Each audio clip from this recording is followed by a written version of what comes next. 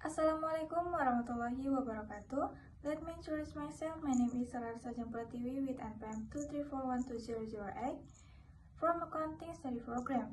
Here I want to explain about examination of long-term liabilities. The first is definition.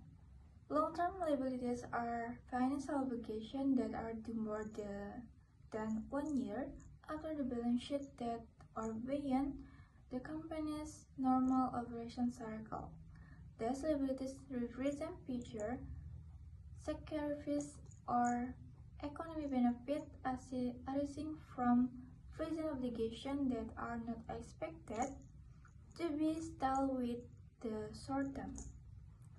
Common examples include diverse bond valuable, long-term not valuable, tax obligation, pension liabilities, deferred tax liabilities, and the last long-term loan or mortgages. Next is objective of auditing long-term liabilities.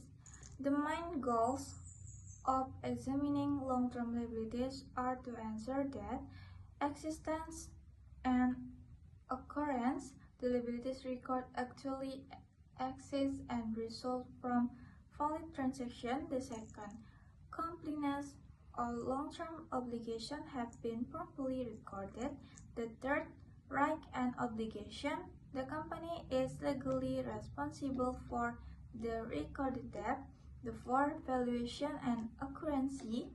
Liabilities are measured accurately in accordance with applicable accounting standard. Then the last, presentation and disclosure. Liabilities are properly classified and adequately disclosed in the financial statement, including details such as interest rate, maturity date, and collateral. Next is audit procedure. Key audit procedure for examining long-term liabilities include the first, review loan and debt agreement, examine contract, loan document, and bond indenture.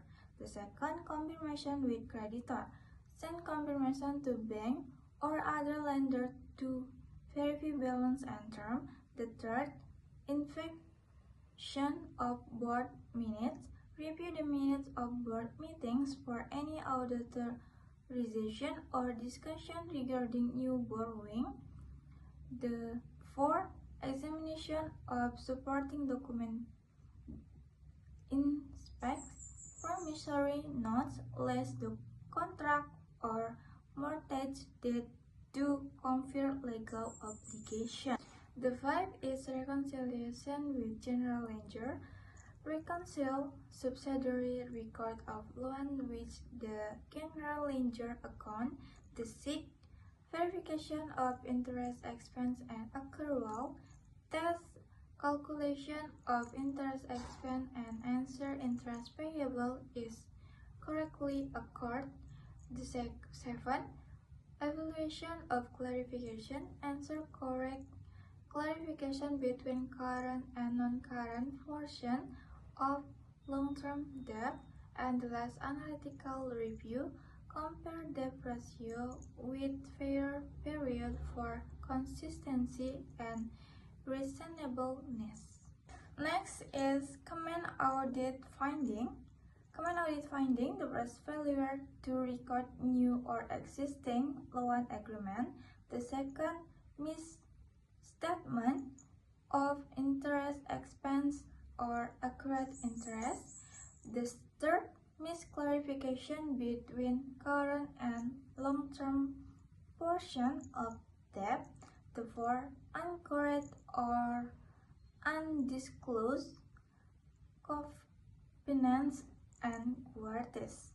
And the last, inadequate disclosure of collateral or maturity detail. Next is audit working paper.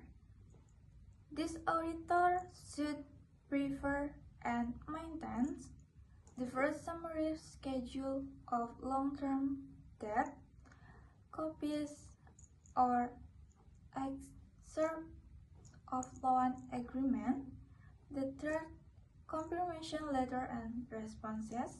The fourth, documentation of procedure and finding.